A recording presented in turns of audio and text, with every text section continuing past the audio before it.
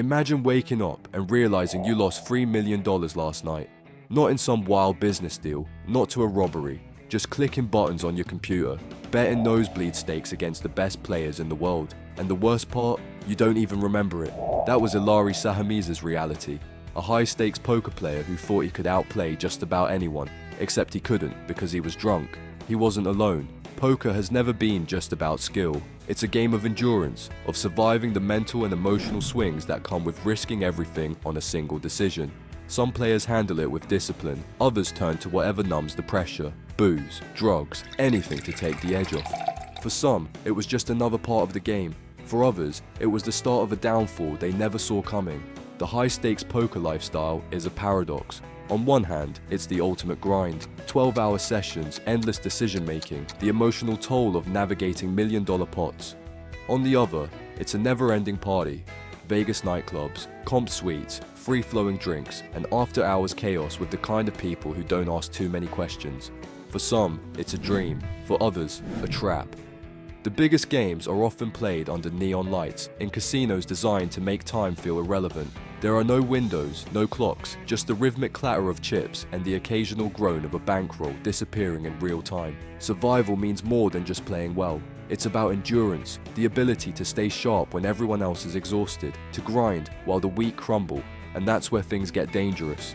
A drink to loosen up, a pill to stay awake, a line to push through fatigue. A slow descent into a cycle where just this once becomes a routine. For some, it's an edge. For others, it's the beginning of the end. Because in poker, the worst thing you can do is make bad decisions, and substance abuse has a way of making every decision worse. Gavin Smith knew how to play a hand. He could read a table, sniff out weakness, and make a room full of seasoned pros feel like they were up against the force of nature. But there was one opponent he never quite figured out how to beat: his own drinking. For years, Smith was a fixture in the poker world, racking up tournament wins and cutting through fields with the kind of effortless charm that made him a fan favorite.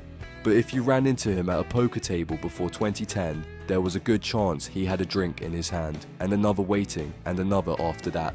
It wasn't a casual habit. By his own count, he was putting away at least 20 drinks a day, nearly every day of the year. That's not just social drinking, that's a full-time commitment. And yet, somehow, it didn't seem to slow him down. He was still cashing, still winning, still showing up to play, until he finally took a step back and saw the damage for himself. Quitting wasn't easy, but he did it, at least for a while. Unlike some of the names on this list, Smith managed to wrestle his demons into submission. He dialed it back, found some balance, and by all accounts, never let it spiral again. But the fact that he even had to fight that battle says a lot about the world of professional poker. Because when the line between recreation and dependency blurs, it's hard to know where the game ends and the addiction begins. Ilari Sahamies built his reputation the way he played poker: fast, aggressive, and completely unpredictable. Under the alias Ziegmund, he took on the biggest names in online poker, fearlessly shoving stacks worth 6 figures into the middle like they were loose change. The swings were violent, the games were relentless, and for Sahamies, most of it happened through the blur of alcohol. He admitted later that he was often drunk during his biggest sessions, and not just a little buzzed, wasted, the kind of drunk where your balance is off and your judgment is even worse. He would log on, fire up the highest stakes available, and start clicking buttons. When he won, it was a spectacle. When he lost, it was catastrophic. One particularly brutal night saw him drop close to $3 million, waking up the next day to a bankroll that had been ripped to pieces. Sahamies wasn't alone in his reckless brilliance. Bill Smith was pulling off the same act decades earlier, only instead of a laptop and an anonymous screen name, he had a seat at the WSOP Main Event final table. Smith was one of those old-school gamblers who didn't just drink at the table, he needed to drink at the table. According to Cloutier, Smith was virtually unbeatable when he was half drunk, playing with a looseness and creativity that made him dangerous. But if he tipped over that fine line, game over. He became erratic, reckless, and easy to pick apart. Both Sahamies and Smith thrived on the edge, until they didn't. One played his biggest pots from behind a computer screen, the other under the bright lights of the horseshoe, but the result was the same: too much confidence, too much money, and too little control. The only real difference was that Sahamies eventually slowed down, Smith never did.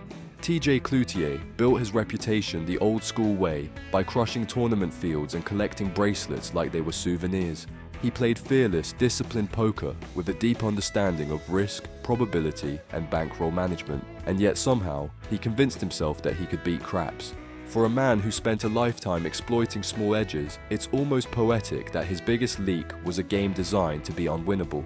Cloutier wasn't just a casual gambler, he believed in craps. In an interview, he admitted he thought the game was beatable, before immediately walking it back by saying, "Well, not every day," which is a little like saying blackjack is profitable if you just hit your lucky streak at the right time. The problem was, Cloutier's lucky streaks never lasted long enough. Despite winning millions in poker, he always found a way to give it back. Rumors circulated about debts, about selling more than 100% of himself in tournaments, even about dumping chips intentionally to avoid paying back his backers. The lowest point, when one of his WSOP bracelets ended up on eBay. For a Hall of Famer with 6 bracelets and a legacy that should be untouchable, it was a brutal fall. But that's the nature of addiction. Whether it's alcohol, drugs, or the illusion of a hot streak, it convinces even the smartest people to ignore reality. Greg Merson knew reality better than most. By the time he was 18, he was already hooked. First on weed, then cocaine, then whatever he could get his hands on. The grind of online poker made it easy. There were no set hours, no boss, no reason to step away from the computer. Days blurred into nights, wins blurred into losses, and the only way to keep going was to keep using.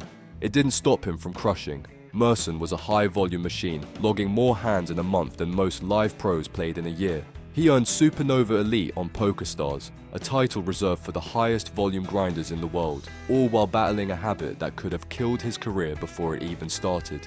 Then came the relapse. After staying clean for over 3 years, one bad cash session sent him spiraling. The drugs came back, but this time, it wasn't just cocaine. He added Adderall, prescription pills, anything to numb the tilt and keep the sessions going. It was a familiar story, one bad decision leading to another, until rock bottom wasn't just a concept, but a very real place. For most, that would have been the end, but Merson found his way back.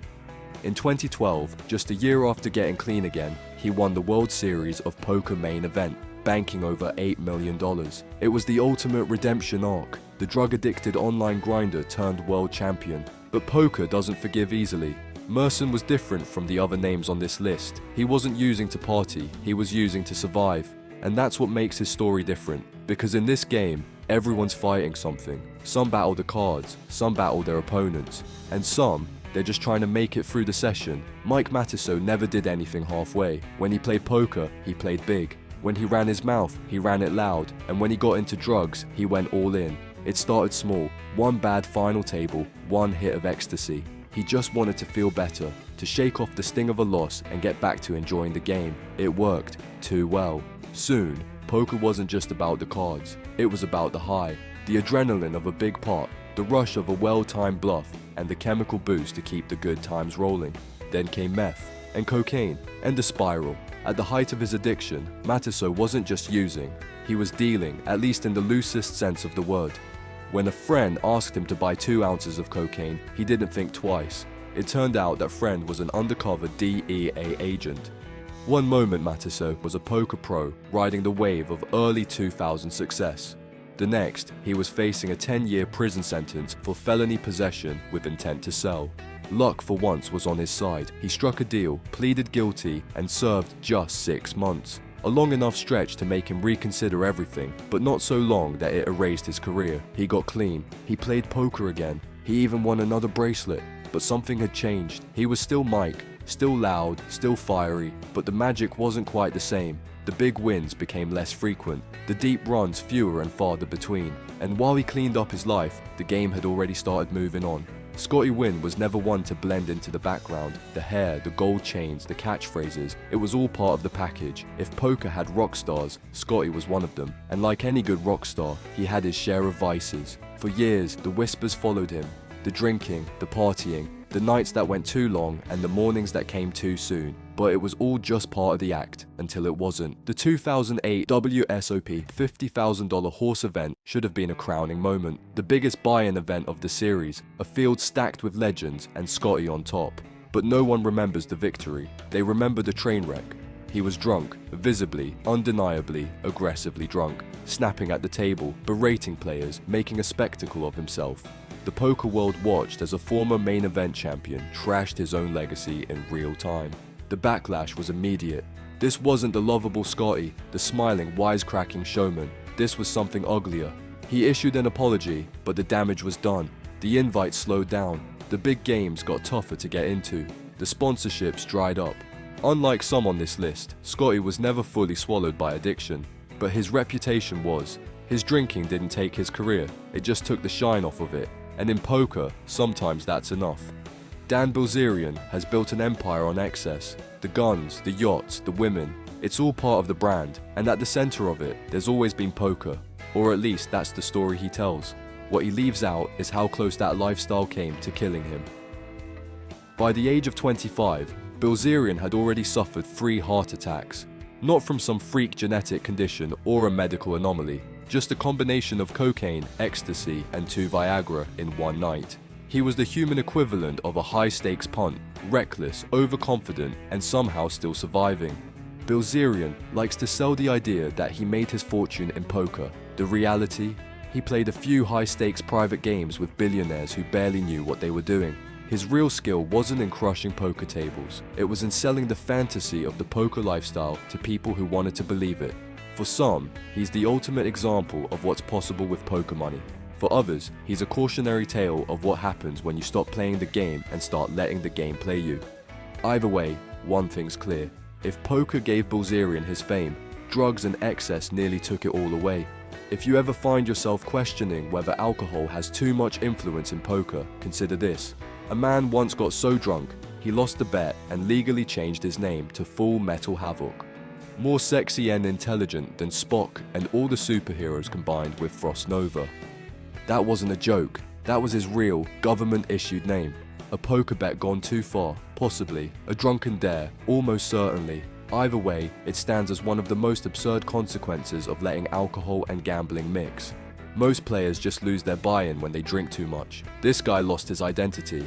Stu Ungar wasn't just another poker talent, he was a once-in-a-generation genius, the kind of player who saw the game differently than everyone else, the kind of player who won back-to-back World Series of poker main events on his first 2 attempts, the kind of player who was so sharp, so quick, that opponents were convinced he could see through the backs of the cards. But genius has its weaknesses. For Ungar, it was cocaine. It started in 1979 after his mother died. He was young, wealthy, and wildly talented, but he had no discipline. Cocaine wasn't just an escape, it became a necessity. He won while using, he lost while using, it didn't matter. The addiction was always there, chipping away at him, long before the poker world noticed. In 1990, during the World Series of Poker Main Event, his demons finally caught up to him. He was found unconscious in his hotel room, overdosed on cocaine. He had such a massive chip lead at the time that he still finished 9th, despite never playing another hand. 7 years later, he staged the greatest comeback poker had ever seen. A former legend, broken, returning to take down the 1997 WSOP Main Event. It should have been his redemption arc, the perfect ending. But addictions don't just go away. Within a year, he was dead in a cheap motel with only a few $100s to his name. Ungar's story is the darkest reminder of them all. Talent isn't enough. Genius isn't enough. Because in poker, the toughest opponent isn't the one sitting across from you. It's the one inside your own head. Poker has always been a game of discipline. The best players aren't just masters of the cards, they're masters of themselves. They know when to fire, when to fold, when to walk away. But for many, the hardest battle isn't at the table. It's in their own mind. The players we've covered weren't just unlucky, they weren't amateurs. They were some of the best to ever do it, and yet, addiction doesn't care about talent. Some tried to numb the pressure, others chased an edge that wasn't there, and a few never even saw the danger until it was too late. Alcohol, drugs, gambling itself, each one can be a leak, and in poker, leaks get punished. Some players clawed their way back, finding a way to rebuild. Others weren't so fortunate. But the bigger question is, how many more are out there? Poker's culture of high-stakes swings, sleepless nights, and non-stop action hasn't changed. The next great talent could already be falling into the same traps. Because in this game, it's not just about skill, it's about survival. And when the stakes are your own life, there are no rebuys. Speaking of costly mistakes, some players don't need substance abuse to ruin their careers. They just need to get caught cheating. From super user scandals to old school collusion, some poker pros took shortcuts that cost them everything. Click here to see the wildest times poker players got caught cheating.